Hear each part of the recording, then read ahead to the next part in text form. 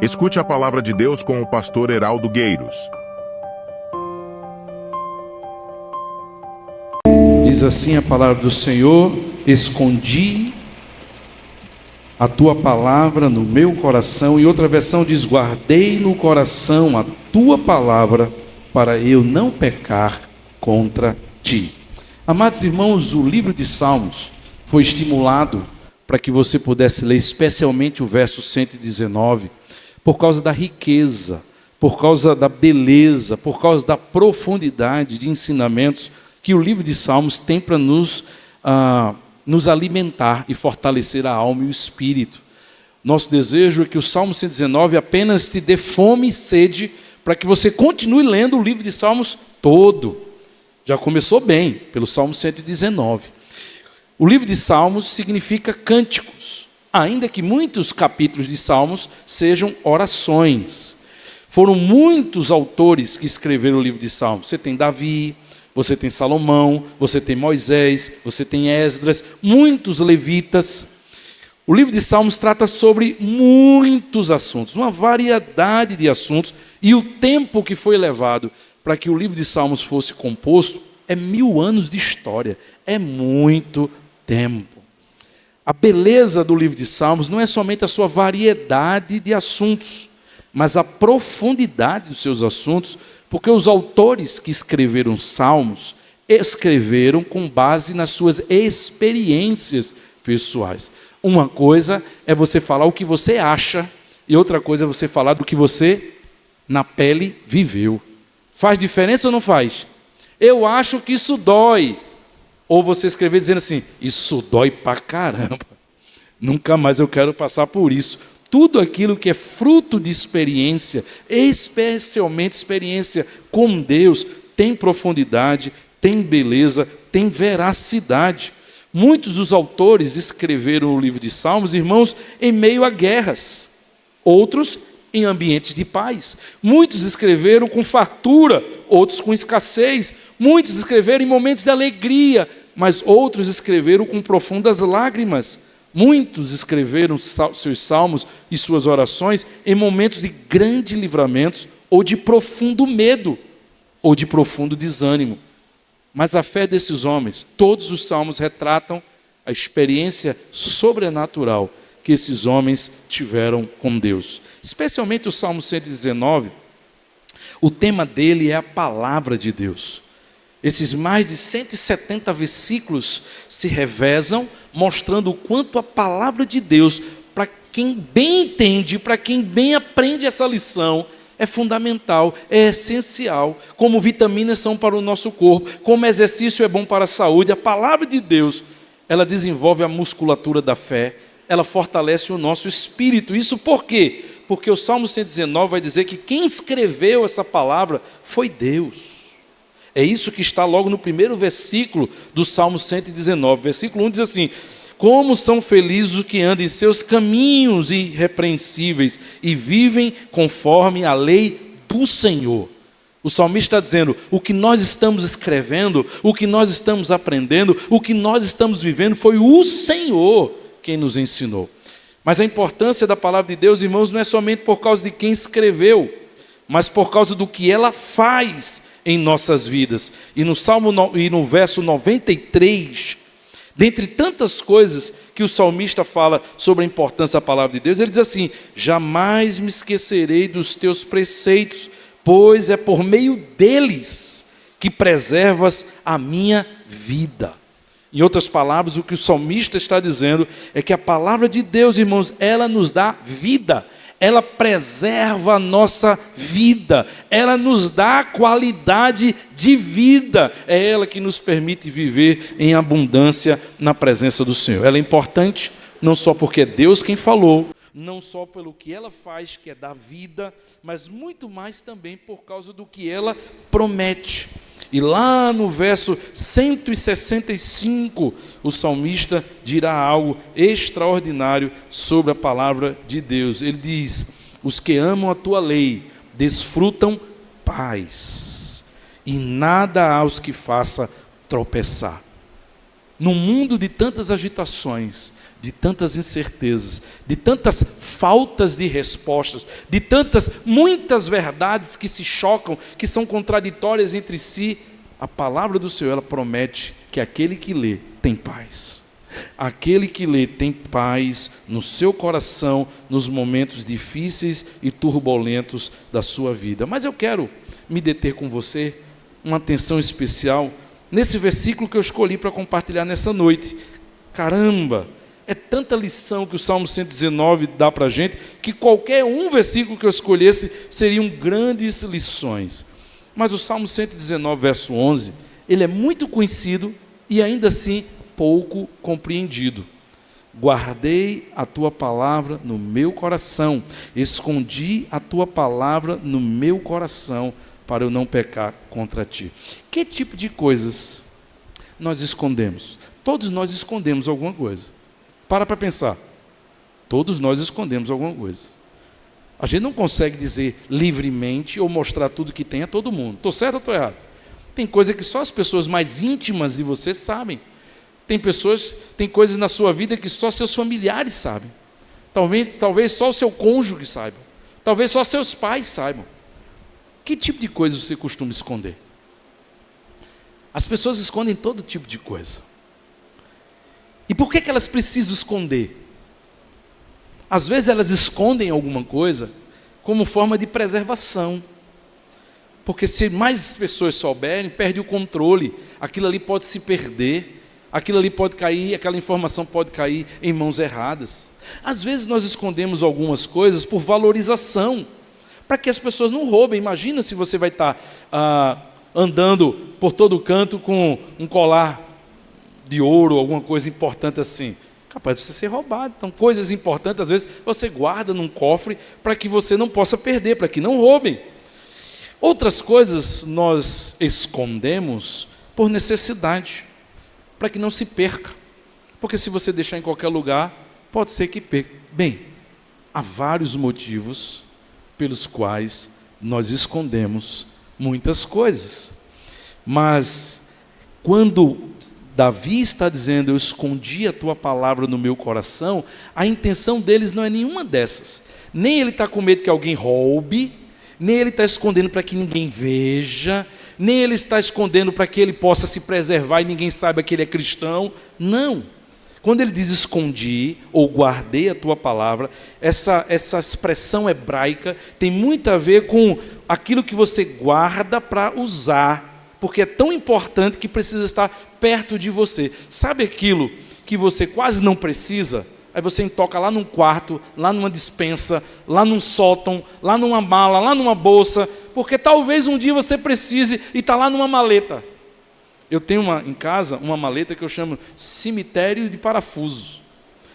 Toda vez que tem um parafuso, aprendi isso, Iraquitã, com um amigo mecânico também. Por quê? Porque você nunca sabe quando vai precisar de um parafuso. Então, toda vez que fica sobrando parafuso, coloco lá. Às vezes eu nem sei por onde está essa mala. Mas quando preciso, sempre tem um parafuso que serve na medida. É importante a gente guardar, porque é algo que a gente um dia pode precisar. Mas não é também o caso da palavra de Deus. Porque aquilo que você sabe que precisa, como por exemplo, quem vive hoje sem o celular.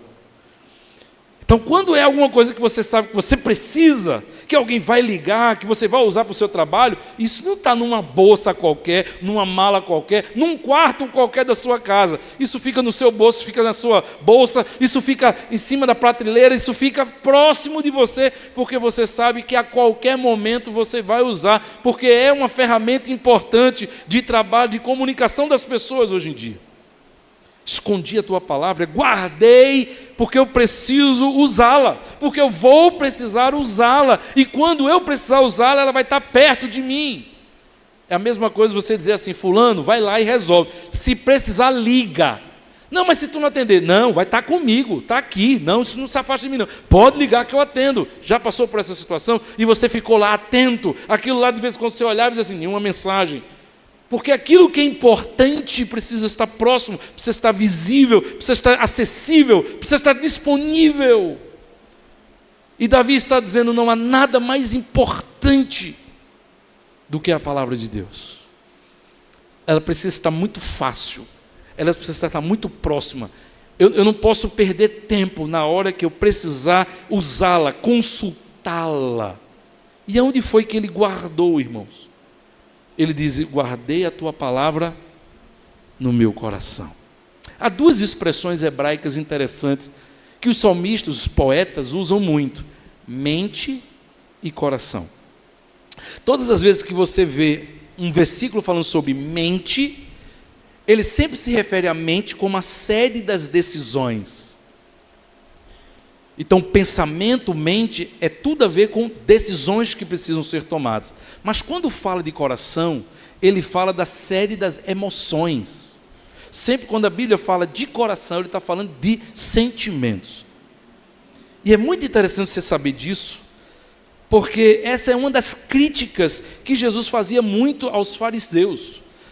Mateus capítulo 23, verso 3, vou pedir ali o auxílio do Data Show, Mateus 23, verso 3, você vai ver que a crítica de Jesus aos fariseus era que na mente eles faziam, eles cumpriam a lei, mas o coração estava distante. Olha o que é que vai dizer, leia comigo: por isso vocês devem obedecer e seguir tudo o que eles dizem, porém não imite as suas, porque eles não fazem o que eles... O que é isso? Está aqui, mas não está aqui. Quantas vezes você está fazendo, mas se pudesse não fazia, fazendo com a má vontade danada? Quantas vezes você está dizendo: não, vamos lá, vai dar certo, mas você não acredita que vai dar certo? Nem sempre coração andam lado a lado com a mente. Por isso que, entendendo que Deus não quer que eu somente cumpra regras e princípios por medo, por obrigação ou qualquer sentimento que possa me motivar a fazer, Ele diz: eu não vou guardar a tua palavra só na mente, eu vou esconder e guardar a tua palavra no coração, para que quando eu for fazer alguma coisa, eu não fique na dúvida se eu devo ou não devo fazer. Eu não questione se isso é sacrificial demais fazer, se vai dar trabalho demais fazer, se alguém vai reconhecer o meu sacrifício de ter feito, se alguém merece que eu faça, porque essas coisas não podem passar na nossa mente quando é para obedecer ao Senhor. Quando é para obedecer ao Senhor, não importa se as pessoas vão valorizar. Quando é para obedecer ao Senhor, não importa se as pessoas vão concordar. Quando é para obedecer ao Senhor, não importa se as pessoas vão reconhecer o seu esforço.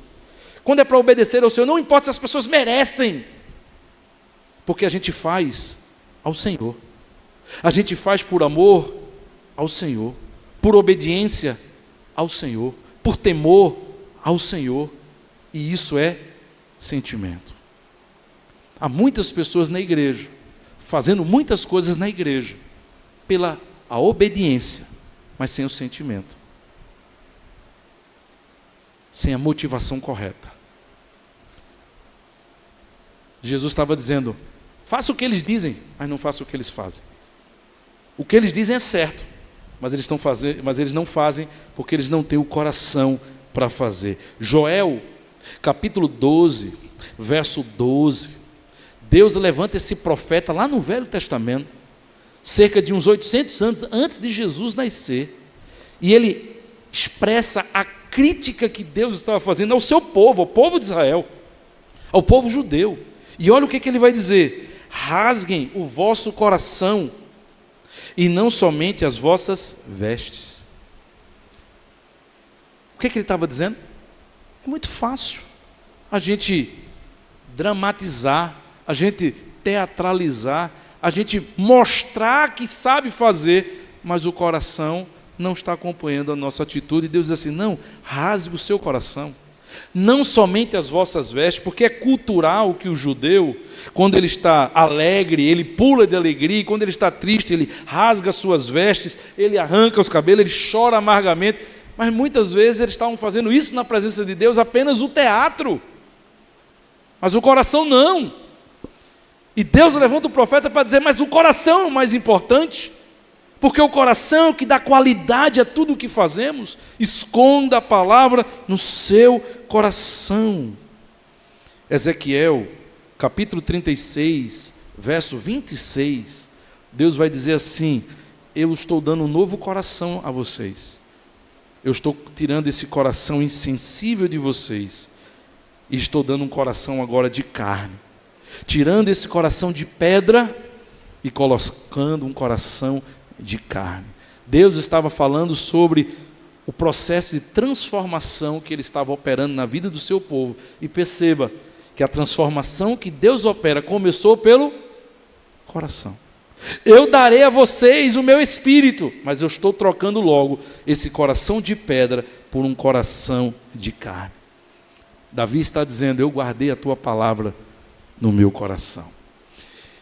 O que eu li, o que eu aprendi, eu me propus a viver, eu me propus a obedecer.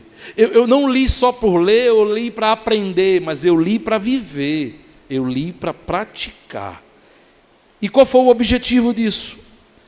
Por que ele guarda essa palavra no seu coração? Ele responde: para eu não pecar contra ti. A palavra de Deus, irmãos, quando lida e guardada no coração, ela nos capacita a não pecar. Ela nos fortalece contra as nossas fraquezas. Ela opera uma transformação em nossas vidas. A Bíblia está repleta de exemplos de pessoas que, quando tiveram contato com a palavra de Deus, foram impactadas. Por exemplo, a mulher samaritana. Quem nunca ouviu falar da história da mulher samaritana, lá no Evangelho de João, no capítulo 4, sabe o que ele diz no verso 26? Diz assim, que quando ela ouviu a palavra de Jesus, dizendo: eu sou o Messias, a vida daquela mulher foi transformada. Ela vinha buscar água num horário que não queria ser vista por ninguém, mas no decorrer da conversa, quando o texto diz que ela ouviu a palavra de Jesus dizendo: eu sou o Messias, diz o texto que ela deixou o cântaro, voltou para a cidade e contou para todo mundo. Ela ouviu a palavra e a palavra transformou o coração. Ela chegou na cidade e disse assim: venham ver se esse homem não é o Messias. Mas a Bíblia fala também de outras pessoas que andaram mais próximos de Jesus, como Pedro. Lá em Lucas capítulo 5, a partir do verso 5 ao verso 7, o texto vai dizer que Lucas, pescador experiente, junto com seus companheiros, pescaram a noite toda e não pegaram nada. Cansados, desiludidos, desanimados, de manhã chega Jesus e diz assim: joga do outro lado.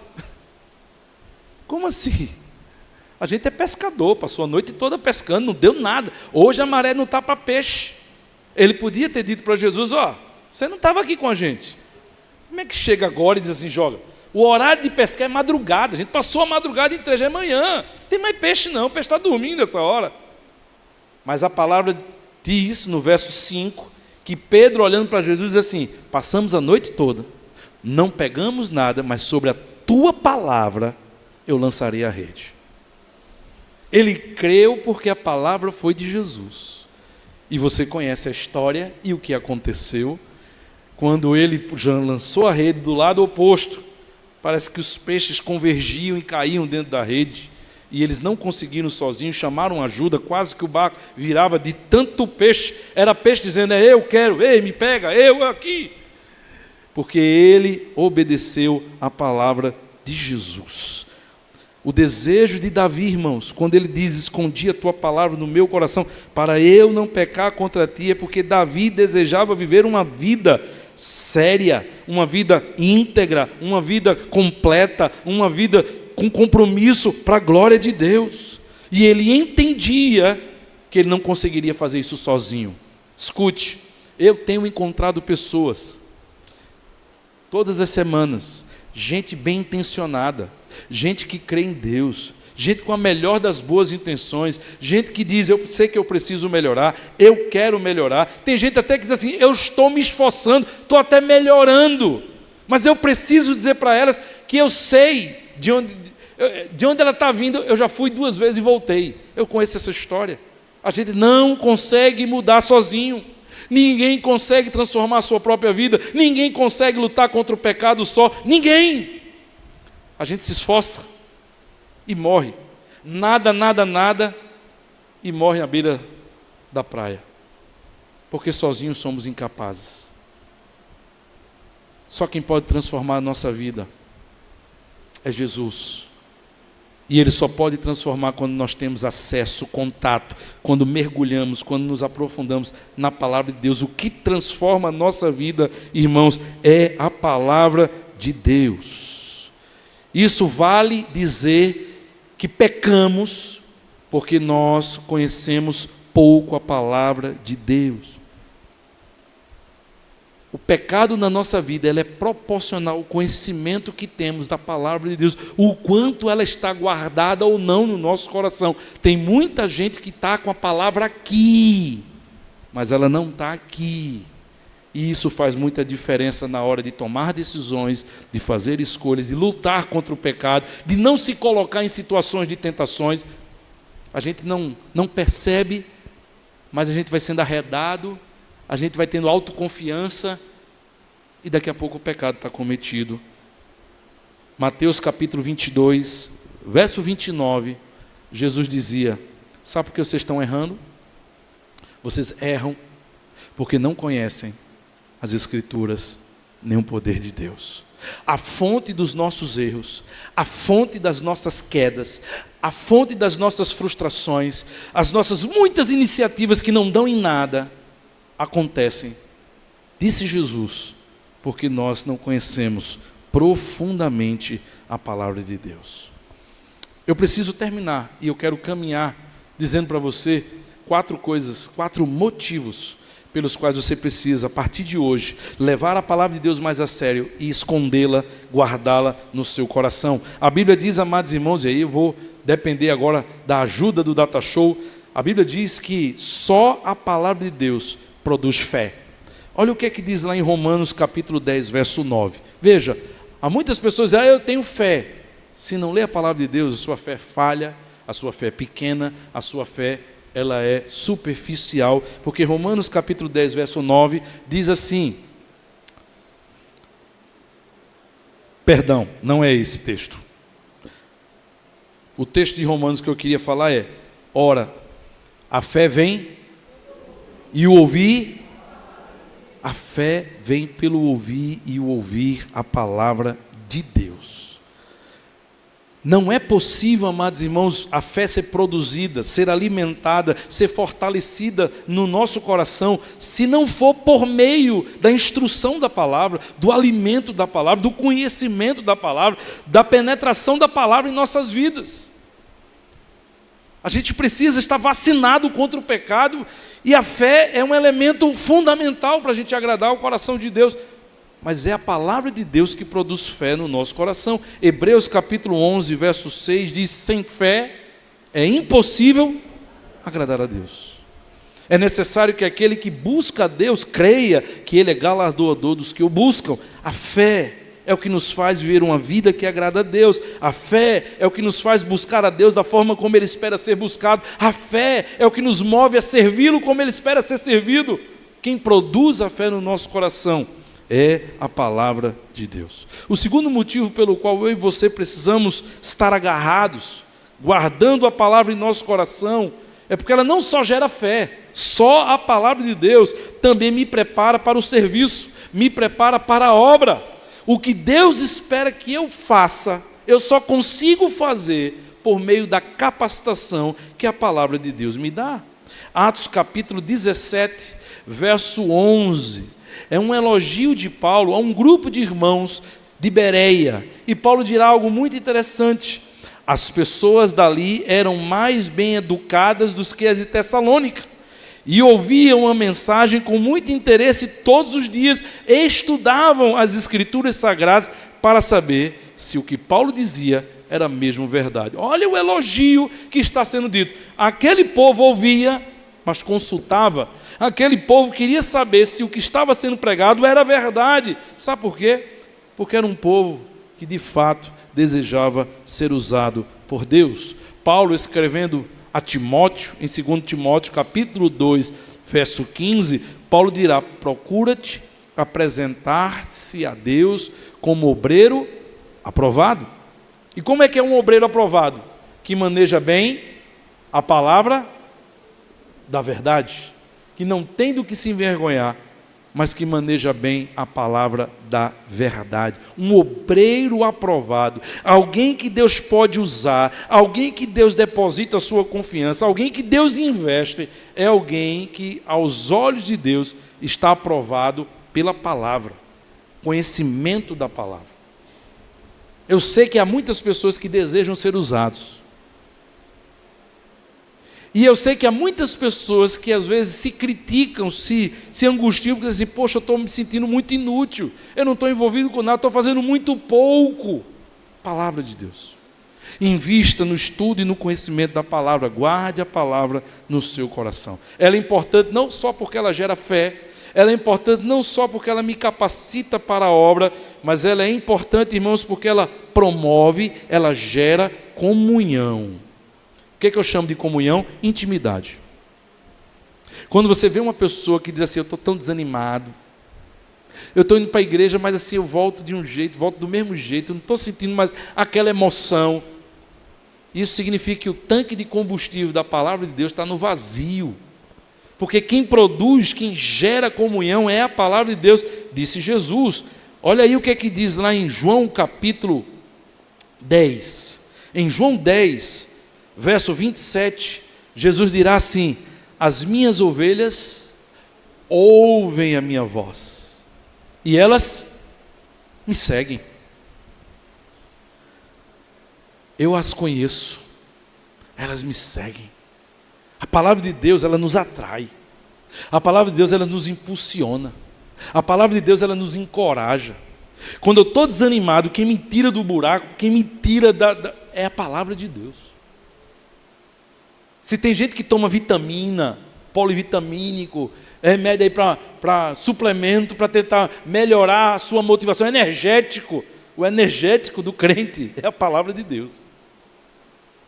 É ela que nos tira dessa inércia, é ela que nos tira desse desânimo, é ela que nos tira desse berços esplêndidos do conforto, porque ela nos inquieta a estarmos envolvidos com a obra do Senhor.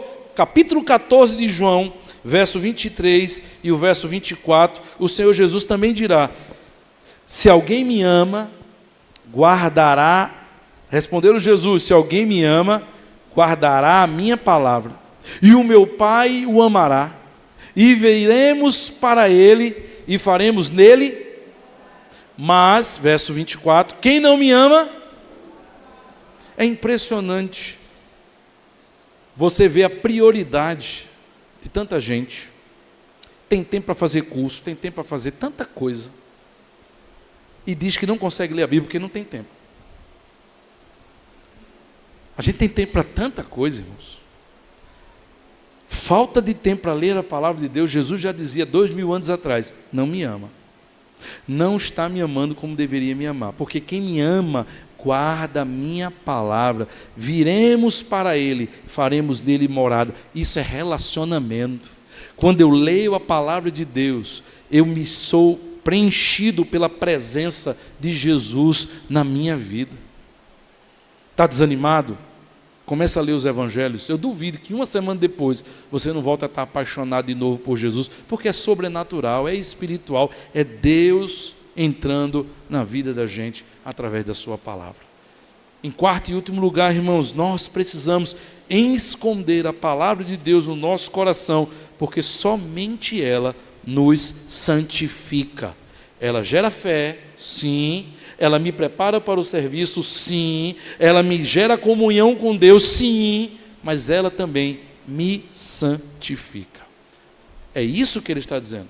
Eu guardo para na hora de fazer uma escolha, eu não pecar contra Deus. Eu guardo para na hora de ser tentado, eu não fazer a escolha errada e pecar contra Deus. Eu guardo para na hora que o diabo vier, eu fique esperto e eu não peque contra Deus. Eu guardo para que no momento do medo, eu controle meu medo e eu não me acovarde e peque contra Deus. Eu guardo para eu não pecar contra o Senhor. Eu guardo para quando eu não souber o que fazer, eu me render e me prostrar aos pés do Senhor e dizer, Senhor, me ilumine, me dirija, porque eu quero tomar a decisão certa.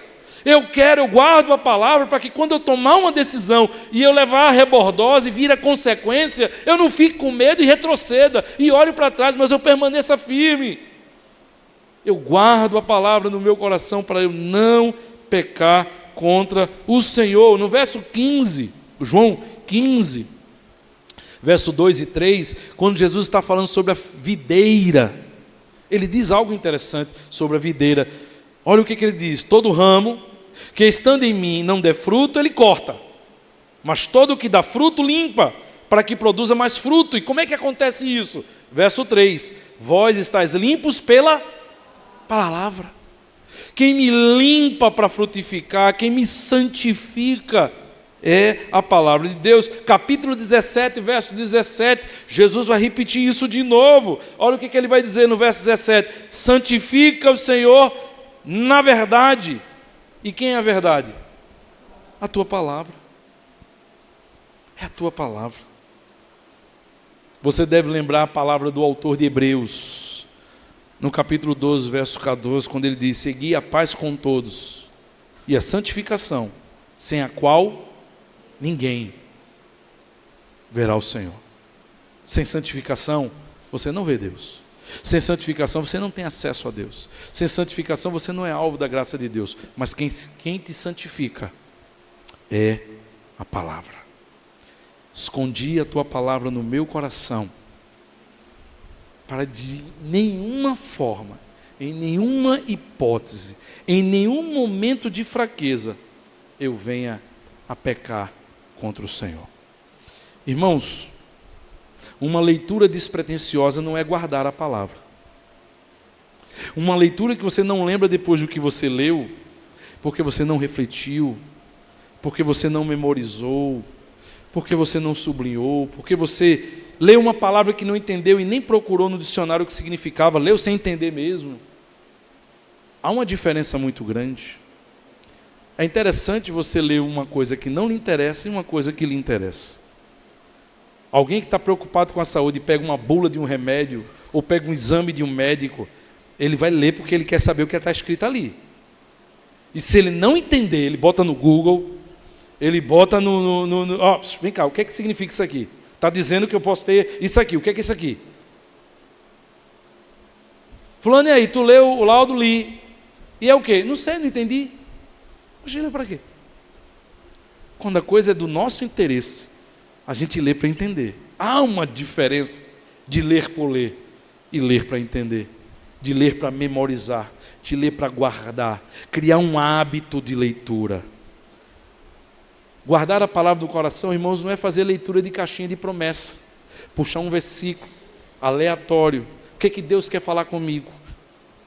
Ou como se dizia na minha adolescência, que uma pessoa querendo que Deus falasse com ele, então ele abriu a Bíblia assim, o presbítero Valde colocou o dedo, e aí ele abriu num texto que diz assim: e foi Judas e enforcou-se. Ele está amarrado. Deixa eu ver o que é que Deus quer falar comigo. Aí abriu de novo, botou o dedo e apareceu outro texto: vai tu e faz o mesmo. A Bíblia não é horóscopo, irmãos. Não é ver o que é que vai dar.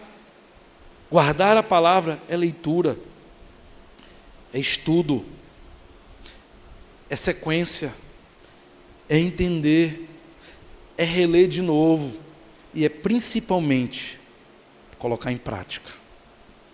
Não pense que tudo que você lê na Bíblia será fácil praticar. Algumas coisas a sociedade dirá: é ultrapassado, isso não existe.